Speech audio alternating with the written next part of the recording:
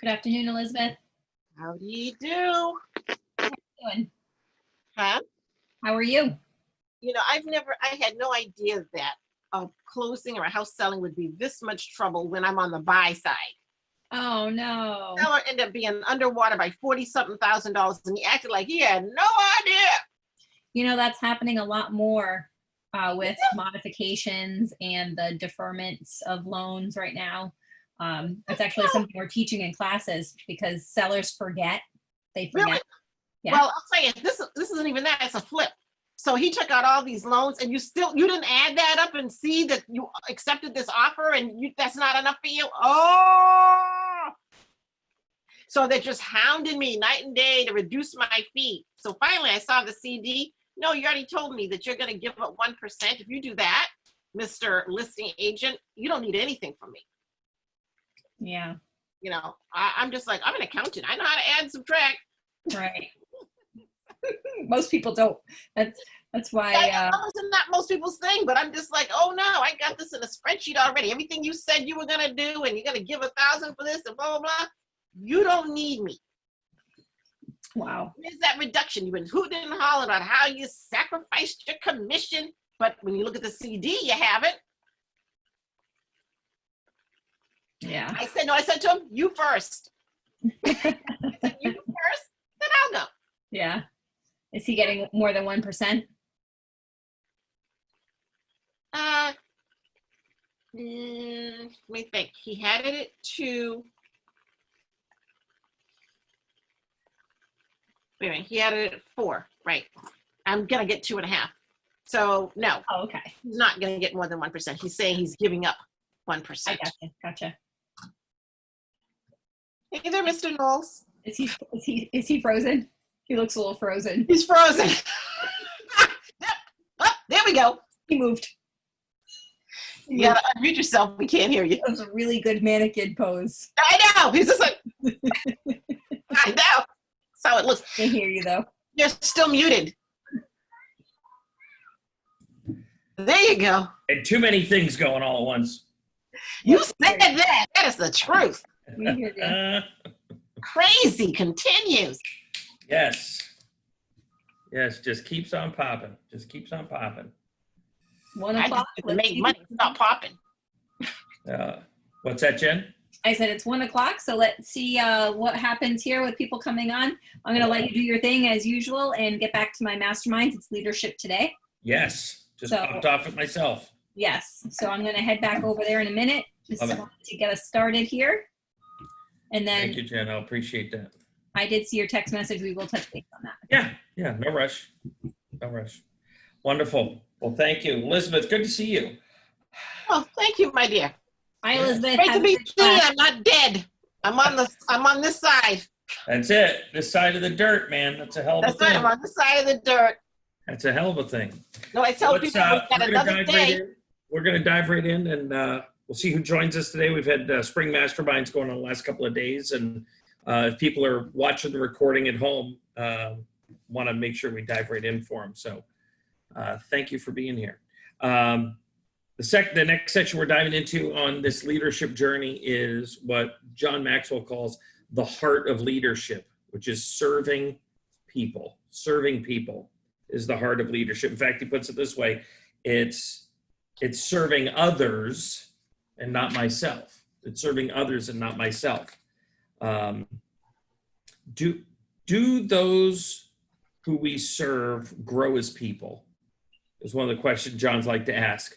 Do they, while being served, become healthier, wiser, freer, more autonomous, more likely themselves to become servant leaders as well? And I think those are some good questions to be asking ourselves. And I think we can ask them about our clients, right? Because to me, there's so much overlap between what we do as real estate agents and what John is speaking about in this section in terms of serving, in terms of servant leadership. In fact, if you think of it this way, our real estate license is effectively a license to serve other people.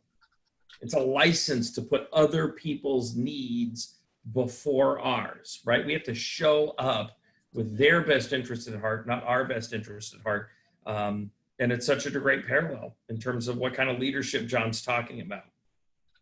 So John's given himself 5 guidelines to practice daily when it comes to becoming a better servant leader. So 5 guidelines. Guideline number 1, I don't rely on my position or title.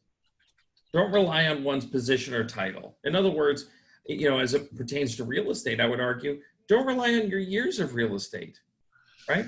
Just because you've been in real estate 10 years doesn't mean you're serving the person in front of you. We have to start by serving the person who's in front of us, serving our clients. Number 2, I choose to believe in people and their potential. I choose to believe in people and their potential. I see a lot of parallel with that in terms of how we treat our affiliate partners, how we treat our co-brokes, right? Are we showing up gracefully and supportive and seeing the potential in that co-broke on the other side of a transaction? Number 3, I try to see things from the perspective of others. I try to see things from the perspective of others. Now, this is the piece that I think John lays out and I completely agree with. And I would argue this is the one that requires the most practice. It takes practice to gain other people's perspective. And I think that's a massive part of what's going on right now with all of the protests that we have going on. And it's a challenging topic to dive into. And I think it's hard for a lot of people because we know we don't understand other people's perspective. And we haven't spent enough time trying to. If we're going to be a servant leader, we need to spend time attempting to understand other people's perspective. In other words, see the world through their eyes. You will learn when you put yourself in that position. 2 more ways that John encourages us to become better servant leaders. Number 4, I work to create an environment of encouragement. I work to create an environment of encouragement. Are you encouraging the people around you? Are you creating an environment where they feel comfortable to nurture and encourage those around them? So simple to do and so easy to overlook in a real estate office, right? For an experienced agent to not take the time to help somebody who's newer in the business. But when they do that, the compounding effect that can have for the culture of an office of that person that they helped, because now that person's much more likely to go to the next person and do the same. Lastly, John says, I measure my success by how much value I add to others.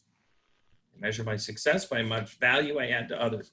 What if you had to measure that in your real estate practice and you couldn't use a dollar amount and you couldn't use a unit amount? How would you measure the value you're adding to the people you come in contact with? How would you know it?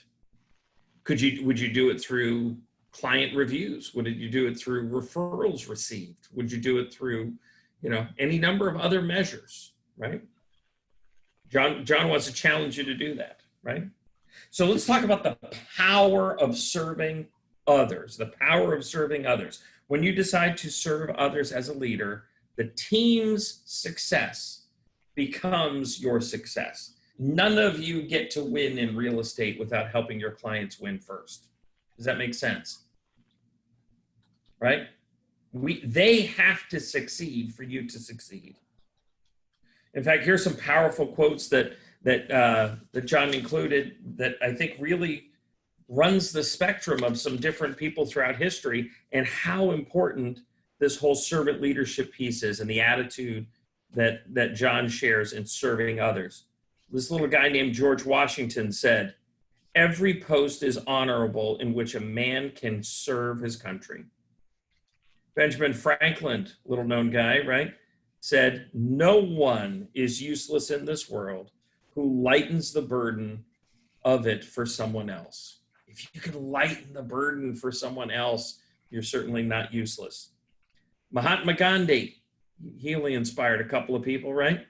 The best way to find yourself is to lose yourself in service of others. Couple more. Dr. Martin Luther King. Everybody can be great because everybody can serve, right? He measured greatness by our ability to serve. Lastly, Nelson Mandela, I stand here before you not as a prophet, but as a humble servant of you, the people, right? Leadership is service. Service is leadership. So let's talk about some questions. And this is really the rest of our time together here. We've got about, I think, 8 different questions that John maps out for us. Yes, 8 of them.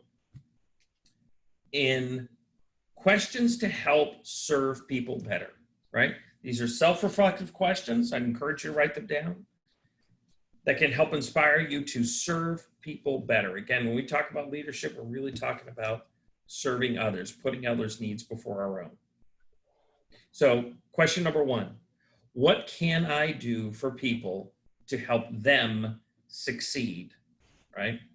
This really is that Zig Ziglar quote, right?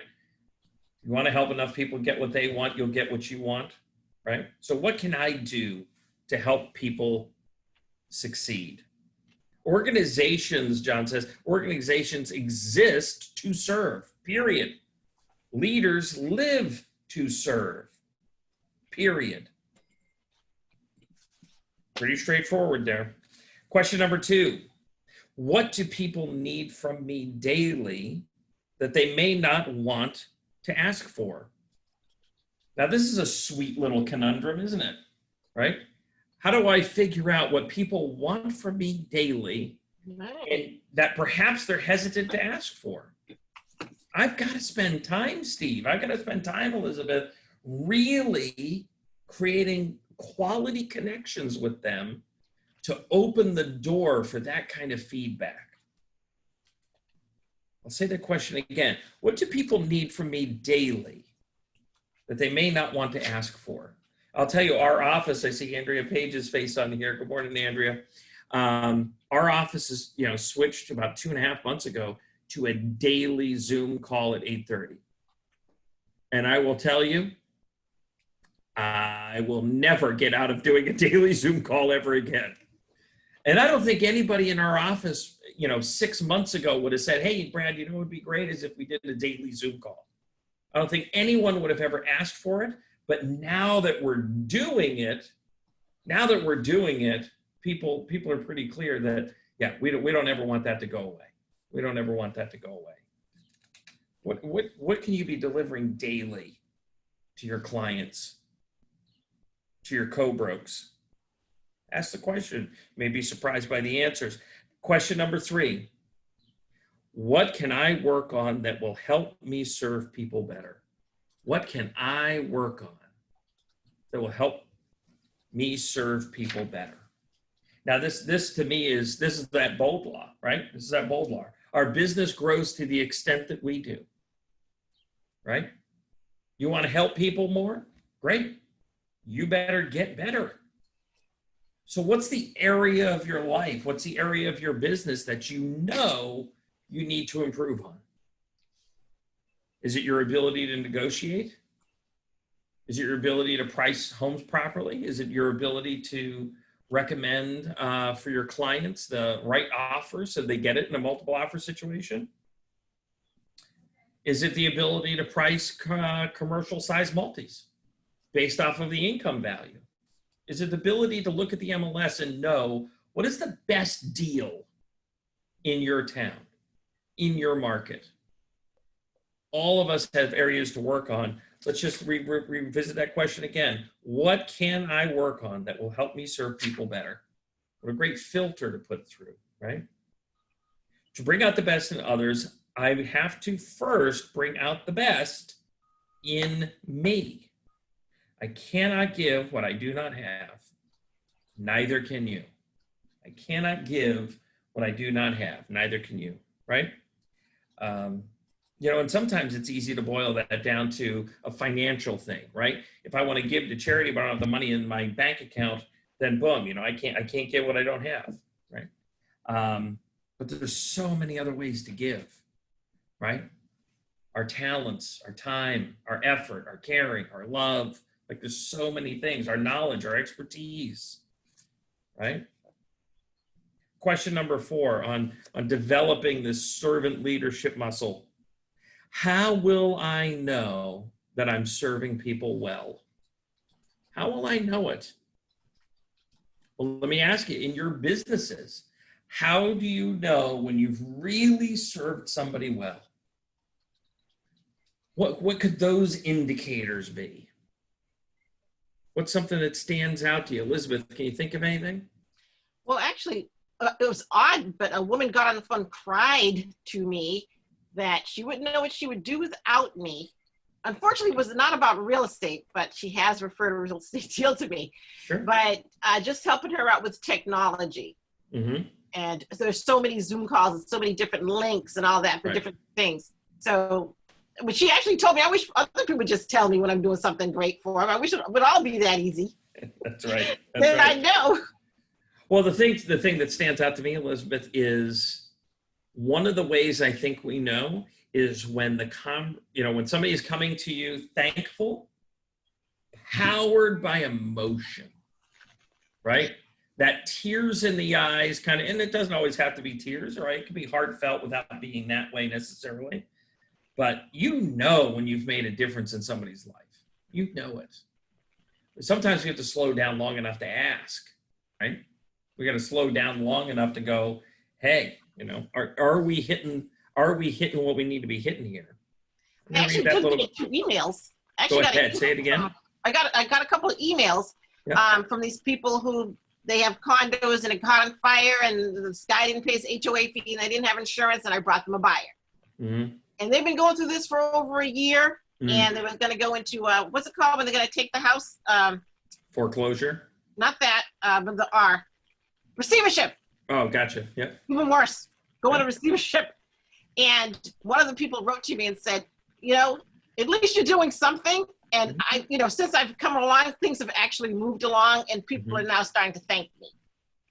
At first, they thought I must have been a bunch of hot air because no one was able to help them before. And, why is she saying she can do this? Sure. Yeah. Melissa, do you have something? Other than a lovely hairdo this morning? No, thank you. Yeah. No, I haven't. I've got more for you later, but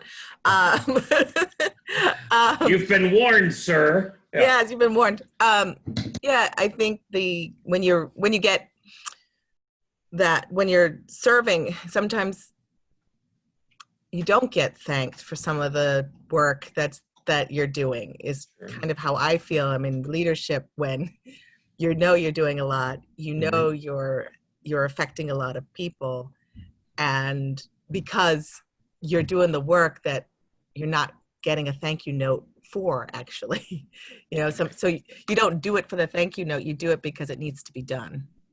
And I think it's, I forget exactly how the statistic goes, but I think they tell congressmen and congresswomen, if you get a handwritten note from somebody, from a constituent, know that there are 10 who think that way. If you get a phone call, there's 100 that thought about making that phone call that didn't, that kind of a thing. I tend to kind of look at any note or anything that I get in terms of appreciation similarly, because a lot of us have the thought of, oh, you know what, I should do this. And then we don't. We think about doing the handwritten note, but we don't. So I do think it's important that in our businesses, when we're serving others, specifically in our businesses, we should be causing those kinds of reactions. We should be creating an emotional experience for people where there's an overflow of appreciation, because they know how much we've put them first, right? And I'm not saying that's going to be every transaction. I'm not going to say it's every time there's somebody on your team that they're always going to respond that way. And there should be some of those moments. Question number 4, how do we develop this servant leadership? How will I know that I'm serving people well? How will I know? What will the measure be? And again, I challenge you to come up with a measure that isn't a dollar amount. Some of the most impactful things I did in my real estate practice where I know I served my client to a very high level, had nothing to do with money, right? Because sometimes it's showing them how they can keep their house, Mhm. helping them, proactively helping them to keep from having to sell it, because the last thing they want to do is sell it, right? So I would challenge you, think long and hard about, how will I know that I'm serving people well? Fifth question. This is kind of his blind spot question. What is it like for the people who work with me? What is it like? And I got to tell you, Melissa, you and I are, for those of you who don't know, Melissa and I work in the same office, and we're similarly wired in areas, I would say, in areas, Yes, in right? areas. There's definitely some overlaps in our personality types. Well, John, right? John had asked his closest team members this, right? And the results are not always comfortable, right? But he maintained a good attitude, and he works on taking this information in and kind of self-correcting. Here are some examples of what he hears about people that work with him. And like I said, these were fairly convicting for me. So what's the feedback, right? What is it like for people to work with John? What is it like for people to work with Brad? I always think things can be done more quickly than they actually can, right? Like that's, man, do I live there, right? Now, how does that impact the people around me, right? That's the thing I've got to be aware of. Number two, I don't appreciate the struggles most people deal with. You know what? There's some truth in that too. You know, I've got my struggles, but I don't know as if I appreciate the struggles of my staff, especially when they're very different from mine. Very different from mine, right? I've had a couple of very emotional conversations with some dear friends over the last couple of weeks with everything going on. And one of them's a fellow out of Connecticut, and a young Black man. And he and I drove to the same office together 3 years in a row. And for 3 years, I never once got pulled over. And for 3 years, he got pulled over about every other month. And I can tell you, of the two of us, I'm definitely the worst driver. I drive like a jerk, right? I spent too much time in Boston to drive anything but aggressive. Well, you know what? I do not, until I had that conversation with him, there's no way I appreciated the struggles that he had compared to the struggles I had. I know I didn't. Number three, I too often assume people instantly understand my vision and will line up with it, right? Yeah, right, Melissa? Like, hey, I figured it out. I figured it out. Why haven't you figured it out, Steve? Come on. Let's do this, buddy. Get on Right? the bus, people. Get on That's the right. bus. Now, I'm not going to mention that it might have taken me 40 years to come to that thought, right? But the second that thought is here, everybody else has got to figure it out. Come on. Number four, I'm impatient, right? He says that one's short and to the point. Yeah. Yeah. And I think there's a healthy aspect to impatience. We have to be careful on the emotional impact that has on other people, right? Believe me, our clients don't want us to take a lackadaisical approach to getting their house listed, getting it on the market, getting offers delivered, that kind of thing, right? We got to be responsive. And there's times where we've got to slow down. Especially when we're dealing with our clients, especially when we're dealing with the people that we serve. Number five, I believe everyone is capable of doing what I do if they're willing to put in the effort. Now think about that. That is John Maxwell's thought about everyone. This is a man who walks on stage in front of 50, 60,000 people without blinking an eye. His thought is, anybody could do this. He's not wrong, right? And yet he also knows, man, most people aren't going to be willing to put in the work. Most people aren't. Last one. I move on from difficulties quickly and expect others to do the same at my speed. If you want to be a little more sensitive to the people around you, have a little more empathy for them, understand that, people are going to take different amounts of time on dealing with pieces of information than perhaps you do. I'm sure there's going to be some things that hit you and it's going to take longer. And there's other times where, hey, you're able to move on quickly and the people around you don't work that way. To become a servant leader, people should do the following, right? Instead of spending your time defining expectations for your team, spend it by identifying how you can support them. And when John says team, replace team and call it client, right? Instead of spending time defining expectations for your client, spend time identifying how you can support them, right? Have your client keep an eye on your actions rather than the other way around. Ask for feedback, right? And resist the urge to accumulate power. Focus on giving it away. I tell you, it's a very powerful thing to really educate your clients to be masters of real estate world as it pertains to their property or the properties they're interested in buying. All right, last three big pieces here with John. Questions that we reflect on. How can I gain value while adding value to others by serving? How can I gain value by adding value to others by serving? There is no more noble occupation in the world than to assist another human being to help someone else succeed. Two more questions. What do I do best that allows me to serve people best? In other words, figure out your strengths. Figure out your strengths and then figure out, how do I stay there? How do I stay there? Because when I'm working in my strength zone, that's where I can move the dial for people the most. That's where I can make the biggest impact. Believe me, none of you want me to come into your houses and organize your closets, right? That is not where my strength zone lies. So what is your strength, right?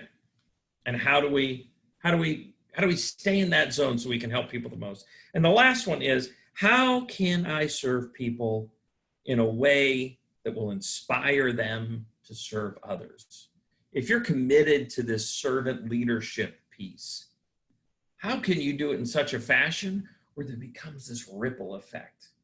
The people that you serve realize, wow, Lori just made a big impact on my life. Liz just made a big impact on my life. How do I turn around, look at my community and do the same? Do the same in my business, do the same in my church, or my synagogue, or my mosque. How do I do the same? John ends this section with a prayer that he wrote for himself when he was 60. John's now well into his 70s. But he wrote this prayer when he turned 60. And I think it's very impactful. So I'm going to read the whole thing for you. Lord, as I grow older, I would like to be known as available rather than a hard worker, compassionate more than competent, content, not driven, generous instead of rich, gentle over being powerful, listener more than great communicator, loving versus quick or bright, reliable, not famous, sacrificial instead of successful, self-controlled rather than exciting, thoughtful more than gifted. I want to be a foot washer. One of the things that I know is the challenge of servant leadership is that the fruit of that effort oftentimes takes longer. If you think about the impact that John Maxwell has had on the world, and he has spoken in almost every single country in the world. I mean, that's 190 some odd countries that he's spoken in. I can't even imagine. That's a lifetime right there. endless numbers of organizations. He's come to Keller Williams and talked to us a few years back. He would have gotten superficial success bigger and quicker if he had instead strove for the following: hard worker, competent, driven, rich, powerful, great communicator, bright and quick, famous, successful, exciting, gifted. He would have gotten there quicker. It would have been like a house built on sand. It would have been really flashy and really big. But what's the stuff that lasts that John's talking about? In a servant's heart, right? How do we make a lasting, long-term impact? He says it's the opposite of those things.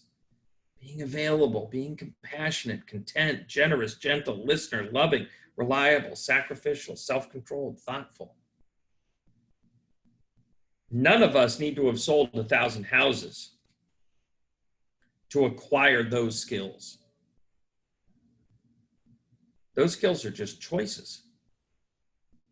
I'm going to choose to be available. I'm going to choose to be compassionate. I'm going to choose to be sacrificial. Remember, when you get your real estate license, you make a promise. That promise is, I'm going to serve them before me. Let's live it out. Let's live it out, like full-hearted live it out. Thoughts, questions before we wrap up? Nice improvement on the hair. I appreciate that. I have a real trouble with not being exciting. Yes. Fun. There we go. That's okay. That's okay. I'm going to have to work on that one. There you go. I think we can all find one or two in there we can work on. Right? The list actually for me, when you were listing out, I don't know what the title was of that list that you were giving. That was, I put down false assumptions. You gave a list of, of the things that struggle with as a leader. I don't know if those were your list, if that was John's list. With the assuming that everybody can do what you do. Right. Yep. That list. That's the feedback that John got from the question, what is it like for the people who work with me? Okay.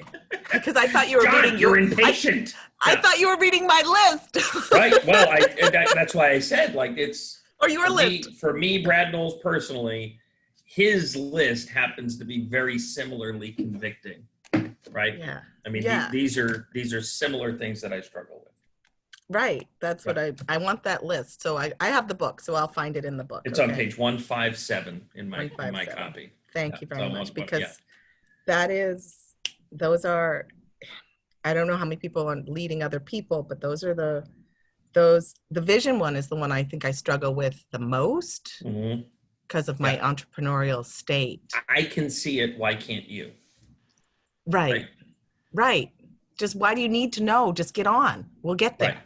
Right. Just do it. Just follow me, and giving that clearness is really, don't I seem fun? Just come along. Exactly. Come on. It's going to be great. The water's fine. Yeah. Lori, the book is Developing the Leader Within You, John Maxwell, Developing the Leader Within You 2.0. We've got 3 more sections left in the book. We're going to do 2 on Thursday at 1:00, and we'll do our last section on Friday. These are recorded. You can find them on the Keller Williams Realty New England YouTube page. So if you want to go back and watch these, you can go check them out. They're delayed. They're not posting them as they. There's a little delay to it. Yeah, so I was trying to catch up, but. Okay, there you go. Liz, what do you got? Yeah, I'm volunteering, so I have to on somebody's campaign. So I just want to say that the thing I'm struggling with is, yes, if I can see it, why can't you? Because I think I'm not all that special. Hey, if I can see it, how come you can't? And that conflicts with, I believe everyone is capable of what I do if they put in the effort. So I'm thinking, yeah, Yes. you can be just like me. Come on. So I have that problem. However, I will say, I listened to Max Dupree, The Leadership is an Art. And it's something I'm going to be sharing with a lot of other people, but it says the science of outstanding leadership is shown throughout the followers. Are the followers reaching their potential? Are they Yes. learning? Yes. Serving? Are they achieving the required result? Do they change with grace? Do they manage conflict actually on their own? Mhm. And I have to go, everybody. I gotta go. No, but that's absolutely right, Elizabeth. It's absolutely right. Right. All right. I would argue that one of the better measures of someone's leadership ability is look at their followers. Are their followers growing? Right? Are their followers developing leaders? You know, I mean, to me, that's a tough yardstick to be put against. It's one thing to say, yeah, I'm leading people. I got a good crew. They're following. Great. The day you step away, who's leading now? It's just like looking at your children. Right. Yeah, gotta I had go. a great experience this morning. You know, sometimes I worry about my middle one in terms of, will she ask for help because she's very independent? Well, I was reminded this morning that yes, she will. Yes, she will. Something Great. slightly disastrous happened, and you know what? The first thing she did was, "Daddy, I need help." I'm like, oh, thank goodness. When something real happens, she does know to ask for help, and I think that's an important thing. If you like that little poem-y prayer there at the end, that's on page 161 of the book. Again, that's something that John wrote for himself when he was 60. And he says, more than 10 years have passed since I wrote that prayer. I'm now in my 70s, and I'm still working to become the servant I desire to be. I have a long way to go, but I'm giving it my all. Right? Giving it my all. Love it. Gang, I got to let you go. Thank you so much for joining. We'll be back again Thursday at 1 o'clock. Dive into these, and hopefully between here and there, if you've missed some, check out the YouTube page, and we'll play some catch up. See you soon. Thanks Thank you. again. Bye-bye. See ya. Bye-bye.